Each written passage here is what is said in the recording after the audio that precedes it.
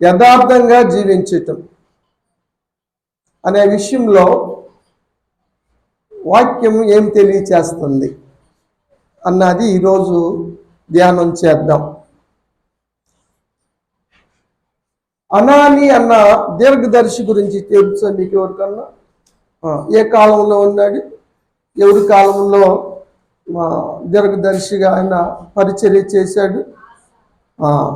Very good. యూదా రాజు అయినటువంటి ఆశా రాజు గారు పరిపాలన చేసిన సమయాల్లో హనాన్ని దీర్ఘదర్శిగా పరిచర్య చేస్తూ ఉన్నాడు. ఆయన రాజు అయినటువంటి ఆశా గారి దగ్గరికి వచ్చి ఏం చెప్పాడు అన్న విషయం ఒకసారి మనం చదువుదాం. 2వ దినవృత్తాంతములు 16వ అధ్యాయము 7వ వచనం చదవండి ముందు. ఆ కాలమందు దీర్ఘదర్శి అయిన హనాని యూదా రాజు అయిన ఆసా యొద్దకు వచ్చాడు. 9వ వచనం చదువుదాం. తన ఎడల యథార్థ హృదయము గల వారిని బలపరచుటకు యెహోవా కనుదృష్టి లోకమంతటా సంచారం చేయుచున్నది. లోకమంతా సంచారం చేస్తా ఉంది దేవుని కనుదృష్టి. ఎందుకు? యథార్థవంతులు చూడటం కోసం. యథార్థవంతులు చూసి ఏం చేస్తాడు దేవుడు? వారిని బలపరుస్తాడు. దేవునికి స్తోత్రం కలుగును గాక. నేను 21 సంవత్సరాలు ముట్టి రాజుని చూస్తానే ఉన్నా. అమ్మాయి ఎప్పుడు బలహీనరాలు, కానీ దేవుడు ఇప్పటి వరకు ఈ రోజు వరకు కూడా బలపరుచుకుంటూ వస్తూ ఉన్నాడు. దేవునికి స్తోత్రం. ఇది తన బలహీనరాలైనా కూడా కరోనా సమయాల్లో మరి తను చేస్తున్న వృత్తిరీత్యా కరోనా పేషెంట్ల దగ్గరికి వెళ్ళి వారికి ఎంతో పరిచర్య చేసింది. దేవుని మహాకృప, దేవుడు బలపరిచాడు. దేవునికి స్తోత్రం. అందుకనే ప్రతి నెలలో కూడా అమ్మాయి కూటమి పెట్టుకొని ఆ కుటుంబం తరపున ప్రార్థన ధూపాన్ని మరి దేవుని సన్నిధికి పంపుతా ఉంది. మనం అందరం కూడా ప్రార్థన చేస్తూ ఉన్నాం. దేవుడు ఎక్కడి నుంచి చూస్తున్నాడు? దీని విషయంలో కీర్తనాకారుడు దావీదు గారు ఒక చక్కని విషయాన్ని చెప్తాడు. 33వ అధ్యాయము 13వ వచనం. యెహోవా ఆకాశములో నుండి కనిపెట్టుచున్నాడు, ఆయన నరులందరినీ దృష్టించుచున్నాడు. తానున్న నివాసము నుండి భూమిలోక నివాసులందరి వైపు ఆయన చూస్తున్నాడు. క్లారిటీ ఇచ్చేసాడు ఆయన దావీదు గారు. ఆసారాజుకి అనాని చెప్పిన మాట, దేవుడు లోకమంతా దేవుని కనుదృష్టి సంచారం చేస్తా ఉందని. ఎలా చేస్తున్నాడు, ఎక్కడి నుంచి చూస్తున్నాడు అన్న విషయాలన్నీ కూడా దావీదు గారు రాసిన విషయాలు మనం చూస్తూ ఉన్నాం. దావీదు గారికి కొన్ని ప్రత్యేకమైన విషయాలు తెలుసు. ఒక గొప్ప విషయాన్ని నేను ఎరుగుదును అని చెప్పాడు దావీదు. దాని గురించి ఒకసారి మనం చదువుదామండి. 1వ దినవృత్తాంతములు 29వ అధ్యాయము 17వ వచనం. దేవుడు హృదయ పరిశోధన చేస్తాడంట. ఏం చేస్తాడు దేవుడు? హృదయాన్ని పరీక్షిస్తాడు. మన అలంకరణ పరీక్షించడు, మన పైవేశాన్ని చూడ దేవుడు హృదయాన్ని లక్ష్య పెడతాడు, హృదయాన్ని పరిశోధిస్తాడు, పరీక్షిస్తాడు. హృదయ పరిశోధకుడు ఆయనే. యథార్థవంతుల యందు ఆయన ఇష్టపడుచున్నాడని నేను ఎరుగు. దేవుని స్తోత్రం. యథార్థవంతులంటే దేవునికి ఎంతో ఇష్టం అంట. ఆ సత్యము దావీదు తెలుసుకున్నాడు. నువ్వు తెలుసుకోవాలి, ఈరోజు మన అందరం కూడా తెలుసుకోవాలి. యథార్థంగా ఉంటేనే మనం దేవునికి ఇష్టలుగా ఉండగలుగుతాం. ఈ సత్యాన్ని దావీదు తెలుసుకోగలిగాడు. ఆ విషయాన్ని ఇక్కడ మనం చూస్తూ ఉన్నాం. ఇంతవరకే తెలుసుకున్నాడా? ఇంకేమైనా తెలుసుకున్నాడా?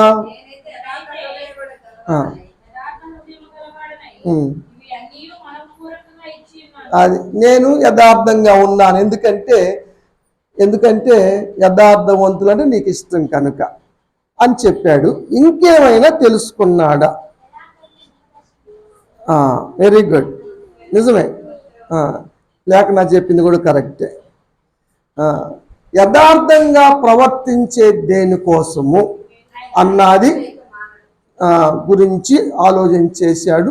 అసలు యథార్థంగా జీవించటం అంటే ఏమిటి అన్నది కూడా తెలుసుకున్నాడు దావీదు. ఆ విషయాన్ని మనం చూద్దాం. 15వ కీర్తనలో ఈ విషయాలు ఉంటాయి. మొదటి వచనం, యెహోవా నీ గుడారములో అతిథిగా ఉండదగిన వాడెవడు? నీ పరిశుద్ధ పర్వతం మీద నివసింపదగిన వాడెవడు? ఎవరంటే యథార్థమైన ప్రవర్తన కలిగిన వాడు, నీతిని అనుసరించేవాడు, నిజం పలికేవాడే దేవుని గుడారమైన పరలోక రాజ్యములో ఉండగలుగుతాడు. లేకపోతే వాడు ఉండడు. అందుకని యథార్థంగా ఉండాలి. మనం యథార్థంగా జీవించాలి. లేకపోతే దేవుని గుడారములోకి మనం వెళ్ళలేము. ఆ సత్యాన్ని దావీదు బయలుపరుస్తూ ఉన్నాడు. అంత మాత్రమే కాదు, యథార్థవంతుల లక్షణం ఎలా ఉంటుందో వాటి గురించి కూడా ఇక్కడ తెలియజేస్తున్నాడు. 10 లక్షణాలు చెప్పాడు. యథార్థవంతుల యొక్క లక్షణాల్లో ఎలా ఉంటావో 10 చెప్పాడు. 1, నీతిని అనుసరిస్తాడు. 2వది, హృదయపూర్వకముగా నిజం పలుకుతాడు. 3వది, కొండెములు పలకడు. 4వది, కీడు చేయుడు. 5వది, ఎవరి మీద నిందలు మోపడు. 6వది, నీచులను అసహ్యించుకుంటాడు, వాళ్ళకి దూరంగా ఉంటాడు, వాళ్ళతో కలిసి సహవాసం చేయడు. 7వది, భయభక్తులు కలిగిన వారిని సన్మానిస్తాడు. ఒకవేళ నష్టం కలిగినా కూడా మాట తప్పడు. అది యథార్థత అంటే. నష్టం వస్తున్నా సరే మాట ప్రకారం చేస్తాడు యథార్థవంతుడు. 9వది, తన డబ్బును వడ్డీకి ఇవ్వడం. 10వది, లంచం పుచ్చుకొనడు. ఈ 10 లక్షణాలు ఎవరిలో ఉంటావో వారు యథార్థంగా ప్రవర్తించినట్లు అని దావీదు చెప్పారు. అలాంటి వ్యక్తులు ఎప్పటికీ కదలించబడరు. దేవునికి స్తోత్రం. కాబట్టి ఇలాంటి ప్రవర్తన మన జీవితంలో ఉందా? ఈ 10 లక్షణాలలో ఎన్ని లక్షణాలు మనం కలిగి ఉన్నాం అన్నది మనం ఈరోజు పరిశీలించుకోవాలి.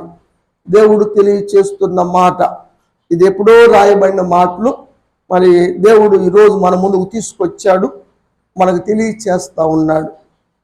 ఎందుకంటే దేవుని రాజ్యంలో ఉండాలంటే యథార్థంగా ఉంటేనే దేవుని రాజ్యానికి వెళ్తాం కదా. లేకపోతే దేవుని రాజ్యానికి వెళ్ళలేము. దేవుని నమ్ముకున్న బిడ్డలు యథార్థంగానే జీవించాలి. అప్పుడే దేవుని గుడారానికి వెళ్ళగలం. అక్కడ గుడారమే కాదు, ఇక్కడ గుడారం కూడా వర్ధిల్లాలన్నా కూడా యథార్థతే ఉండాలి. ఈ విషయము సామెతల గ్రంథంలో 14వ అధ్యాయము 11వ వచనములో జ్ఞాని సొలొమోను ద్వారా దేవుడు రాయించాడు. యథార్థవంతుల గుడారము వర్ధిల్లును, కానీ భక్తిహీనులైతే నిర్మూలనవుతారు. భక్తిహీనంగా జీవించే వాళ్ళు నిర్మూలన అయిపోతారు ఎక్కడైనా సరే. కానీ యథార్థంగా ఉంటే ఎక్కడ వర్ధిల్లుతారు, అక్కడికి వెళ్ళగలుగుతారు. దేవుని గుడారములో అతిథిగా ఉండగలుగుతారు. ఆ సత్యాన్ని మనం గమనించాలి. దావీదు నేను యథార్థంగా ఉన్నానని చెప్పాడు కదా. రాజుల గ్రంథంలో దావీదు గురించి రాయబడినటువంటి ఒక మాట మనం చూద్దాం. రాజుల మొదటి గ్రంథం 15వ అధ్యాయము 3వ వచనం.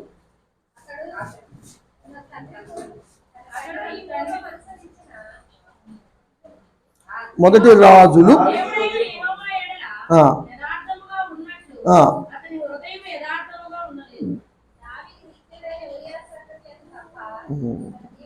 ఇక్కడ మాట్లాడుతుంది ఎవరి గురించి అంటే, అతడు అంటే యెరోబాము, అతని తండ్రి అంటే నేబాతు.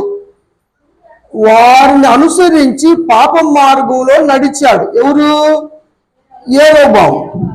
అయితే తన పితరుడైన దావీదులా నడవలేదు, యథార్థంగా ఉండలేదు. దావీదు యథార్థంగా ఉన్నాడు. యెరొబాముకి దేవుడు ఆధిక్యత ఇచ్చాడు కదా. మనకి తెలంగాణ ఆంధ్ర ఇడిపోయినట్టుగా వాళ్ళు కూడా రెండు రాజ్యాలుగా ఎడగొట్టబడ్డారు కదా. సొలొమోను కాలం అయిపోయిన తర్వాత రెహబాము కాలంలో రెండుగా చీలిపోయారు. 10 గోత్రాలు ఒక పక్కకి, 2 గోత్రాలు ఒక పక్కకి వచ్చినట్టుగా మనం చూస్తూ ఉన్నాం. కాబట్టి రెండో దానికి రెహబామును అప్పగించాడు దేవుడు. కానీ రెహబాము పాపం చేయటానికే ఎక్కువ అవకాశాన్ని ఇచ్చాడు. ఇజ్రాయేలు ప్రజలను కూడా పాపం చేసేలా చేశాడు కదా. దూడలు ఏర్పాటు చేశాడు, పూజను ఏర్పాటు చేశాడు. యెరూషలేముకి వెళ్ళొద్దు మీరు, ఇక్కడ దానులో ఒకటి అక్కడ ఏర్పాటు చేసినట్టుగా మనం చూస్తాం. అయితే దావీదు అయితే ఏం చేశాడు? యథార్థంగా ఉన్నాడు. 4వ వచనం, ఒక్క ఊరియా విషయములో తప్ప తన జీవించిన దినములన్నీ దేవుని దృష్టికి యథార్థంగా నడిచాడు అని వాక్యం చెప్తా ఉంది. ఒకటి పాపం దావీదు జీవితంలో, బెతష్బా స్నానం చేయటం, దానికి అనుభవించాడు. తప్పదు, దేవుడు న్యాయవంతుడు. పాపానికి తప్పనిసరి పనిష్మెంట్ ఉంటుంది. అది ఎంత రుస్తువైనా సరే, ఎంత ఇష్టడైనా సరే, ఎన్నిసార్లు ప్రార్థన చేసినా సరే, ఎంతగా స్తుతించినా సరే, ఆ విషయాన్ని మనం గమనించాలి. అంత మాత్రమే కాకుండా దావీదుకి తన వంశములో ఒక దీపముగా తన కుమారుని ఉంచాడు సింహాసనం మీద. దావీదు నిమిత్తం అతని తర్వాత అతని కుమారుని నిలుపుటకు, యెరూషలేమును స్థిరపడటానికి దావీదుకు దీపముగా ఉండనిచ్చాడు తన బిడ్డని కదా. దేవునికి స్తోత్రం. దీపం ఆరిపోవటం అంటే వంశం ఆరిపోవటమే కదా. వంశాన్ని వెలిగించే విధంగా ఒకడిని ఇచ్చాడు దేవుడు దావీదు యథార్థతను బట్టి. ఎందుకని యథార్థతను బట్టి బిడ్డలు కూడా దేవుడు ఆస్వాదించాడు? ఆ మాట 112వ కీర్తనలో ఉంటుంది, 2వ వచనంలో.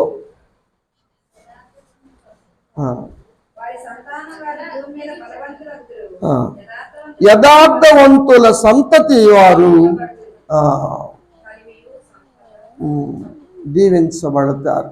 అందుకని దావీదు సంతానాన్ని, ఒక వ్యక్తిని సింహాసనం మీద ఉండేలాగా వారి వంశానికి దీపముగా ఉంచాడు. ఆ వంశంలో యేసయ్య కూడా ఇచ్చాడు. దేవునికి స్తోత్రం. నిజంగా గొప్ప విషయాలు. అందుకని యథార్థంగా ఉండాలి. కాబట్టి రాని కుటుంబం కూడా మరి దీవించబడును గాక. నిజంగా రాని కుటుంబాన్ని కూడా దేవుడు దీవించాడు. మరి సాలాగ్ర గారు పిల్లలు చిన్నపిల్లగా ఉన్నప్పుడే ఈ లోకయాత్ర ముగించుకొని వెళ్ళిపోయారు. మరి రాణి ఒకతే మరి బిడ్డలు పెంచుకుంది, కొడుకును చదివించుకుంది, బ్యాంకు లోన్ తీసుకొని చదివించుకొని గొప్ప వ్యక్తిని చేసి ఉద్యోగస్తుని చేసింది. కెనడా కూడా, ఫారిన్ కూడా వెళ్ళొచ్చాడు. మంచి అమ్మాయిని పెళ్లి చేసుకున్నాడు. ఇద్దరు దేవుణ్ణి నమ్ముకున్నారు. కొడుకు కోడలు ఇద్దరు దేవుణ్ణి నమ్ముకున్నారు, రక్షణ తీసుకున్నారు, బాప్తీసం తీసుకున్నారు కదా. అదేవిధంగా కుమార్తెను కూడా ఆ విధంగానే పెంచుకుంది. అమ్మాయి కూడా రక్షణ తీసుకుంది. మరి రక్షణ తీసుకున్న అబ్బాయినే మరి వివాహం చేసుకుంది. ఇద్దరికి కూడా గవర్నమెంట్ ఉద్యోగాలు వచ్చినాయి. నిజంగా దీవించబడటం అంటే అది. మన కుటుంబాలు దీవించబడటం. మనం ఎంత భక్తి జీవితం కలిగి జీవిస్తామో మన వంశాన్ని కూడా దేవుడు ఆస్వాదిస్తాడు అన్న విషయాన్ని మనం చూస్తాం కదా. దేవుడు వాగ్దానాలు జ్ఞాపకం చేసుకుంటాడు. అబ్రహామును బట్టి ఏ విధంగా మరి ఆశ్రయించుకుంటూ వచ్చాడో అవన్నీ వాగ్దానాలు మరి అన్ని జ్ఞాపకం చేసుకొని దీవిస్తాడు. యోబు జీవితంలో యథార్థత గురించి దేవుడు సాక్ష్యం చెప్పాడు కదా. ఎవరికి సాక్ష్యం చెప్పాడు? అపోజిషన్ పార్టీ వాడికి. అపోజిషన్ వాడి, మన విరోధాడు, వాడికి చెప్పాడు కదా యోబు గురించి. ఏం చెప్పాడు?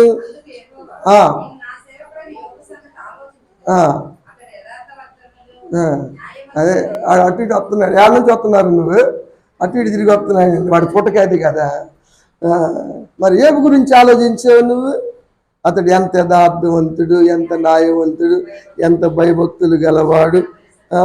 అంటే వాడి కంప్లైంట్ ఏంటంటే, నువ్వు దీవించడం బట్టి అందరూ భయభక్తులు చూపిస్తారు, యథార్థంగా ఉంటారు, కానీ అవి తీసేది చూడు, ఎవరన్నా నిన్ను ఆదరిస్తారేమో, చూపిస్తారేమో, నిన్ను ఇడిచిపెట్టబడబోతే నన్ను అడుగు అన్నట్టుగా మాట్లాడాడు కదా. ఏమి భార్య ఏమంది? 2వ అధ్యాయంలో 9వ వచనం. ఏంటయ్యా ఇంత జరిగినా కూడా ఇంకేం భక్తయ్యా, ఇంకేం యథార్థత, ఇంక యథార్థత వదిలిపెట్టవు ఎంత జరిగినా కూడా నువ్వు అని ఆయన భార్య అంది. ఎలీఫజ్ ఏమన్నాడు?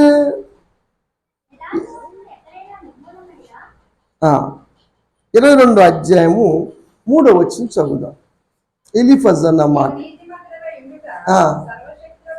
ఏంటయ్యా ఏమో చెప్పుకుంటున్నావు నువ్వు నీతిమంతుడిగా ఉంటే నీకు లాభమా, ఎవరికి లాభం?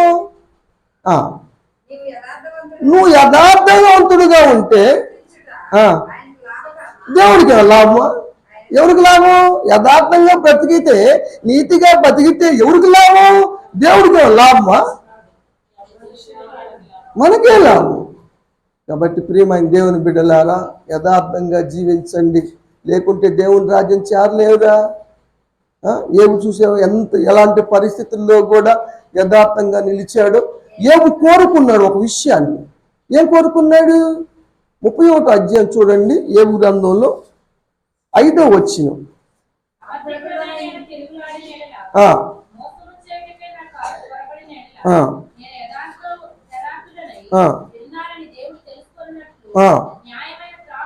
నేను యథార్థవంతుడని తెలుసుకోలాగున తోసమాను, దేంట్లో న్యాయమైన త్రాసులో పెట్టి తోసమాను నా యథార్థతని అని కోరుకున్నాడు కదా. దేవుడు చూస్తే మన యథార్థవంతులంగా తూగుతావా?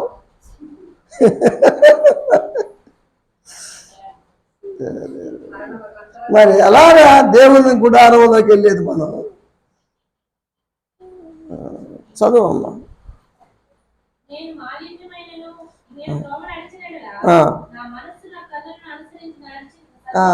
అసలు మాలిన్యంగా నడిచినా, నేను ఏదైనా అవిధైన పనులు చేసినా, వడ్డీలకి ఇచ్చినా, నేను దానం చేయకపోయినా నా గూడ చేయలేము, ఊడి కింద కొడును కాకన్నా కదా. నా గూడి తొడ ఇక్కడ చెయ్యి హ్యాండ్ ఊడి కింద పడాలన్నాడు. నిజంగా ఎంత యథార్థమైనటువంటి జీవితం జీవించాడు. ఆఖరి నిర్ణయం ఏంటి తెలుసా? 27వ అధ్యాయం 5వ వచనం లాస్ట్లో, మరణమగు వరకు నేనెంత మాత్రమును యథార్థతను విడువను. దేవునికి స్తోత్రం. కాబట్టి దేవుని యొక్క వాక్యం చెబుతా ఉంది, మరణం వరకు నమ్మకముగా ఉండుము. చెప్పాలి మీరు, మరణం వరకు నమ్మకముగా ఉండుము, జీవ కిరీటాన్ని ఇస్తాడు. నమ్మకం లేకపోతే అసలు పోవటమే లేదు, జీవ కిరీటం దాగిపోయాం మనం కదా. 12 గ్రంథంలో ఉంది కదా మాట, మరణం వరకు నమ్మకంగా ఉండు, దేవుడు జీవ కిరీటాన్ని ఇస్తాడు. నిజంగా మరణం వరకు నమ్మకంగా ఉండండి, దేవుడు జీవ కిరీటాన్ని ఇస్తాడు, కుటుంబాన్ని దీవిస్తాడు, మన వంశాన్ని ఆశ్రయిస్తాడు, మన వంశాలను దీవిస్తాడు, కలిమి సంపదలు ఇస్తాడు కదా. నీతి న్యాయాలుగా జీవించాలి, ఒకళ్ళ మీద మనం సాడీలు చెప్పుకుంటే ఏమొచ్చిద్దిరా, ఆ నిందర మోపితే ఏమొచ్చిద్దిరా? తప్పు కదా. దేవుని బిడ్డలు అలా చేయకూడదు కదా. అది యథార్థమైన జీవితం కాదు కదా. యథార్థవంతులు ఎలా ఉండాలో ఇక్కడ మనకి లిస్ట్ చెప్పాడు కదా దావీదు. 10 చెప్పాడు కదా. మనం తప్పనిసరిగా అలా జీవించాలని మీ అందరికీ నేను తెలియజేస్తా ఉన్నాను. అలా జీవించిన వారు నిజంగా ఆశ్రయించబడతారు, దీవించబడతారు. భూ సంబంధంగా కూడా వాళ్ళు వర్ధిల్లుతారు. అదేవిధంగా దేవుని రాజ్యంలో వారు అతిథులుగా ఉంటారు, గొప్పవారుగా ఉంటారు కదా. మామూలుగా వెళ్ళటం వేరు, అతిథులుగా వెళ్ళటం వేరు కదా. కిరీటాలు పొందుకునే వారికి వెళ్ళటం వేరు. ఏమేమి ఉంటాడు తెలుసా? నేను దేవుని సందికి ఎట్ట వెళ్తాను తెలుసా? నేను రాజులాగా వెళ్తా, రాజాలాగా వెళ్తా.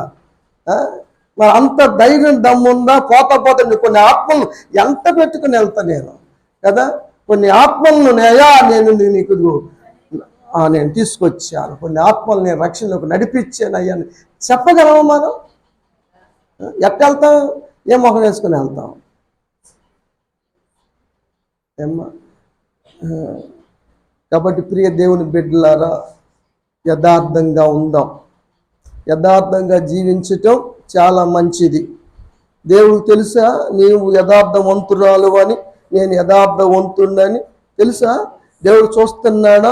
ముందు చెప్పింది అది. లోకమంతట సంచరిస్తూ ఉంది, దేవుడు పరిశీలిస్తూ ఉన్నాడు కదా. హృదయాన్ని కూడా పరిశీలిస్తున్నాడు. పైకి ఒకలాగా లోపల ఒకలాగా ఉండకోకుండా కూడా దేవుడు అన్ని చూస్తూ ఉన్నాడు. యథార్థంగా ఉంటేనే తన గుడారానికి తీసుకెళ్తాడు, మనల్ని అతిథులుగా ఉంచుకుంటాడు. అక్కడ ఆయనతో నిత్య జీవం కలిగి మనం జీవిస్తాం.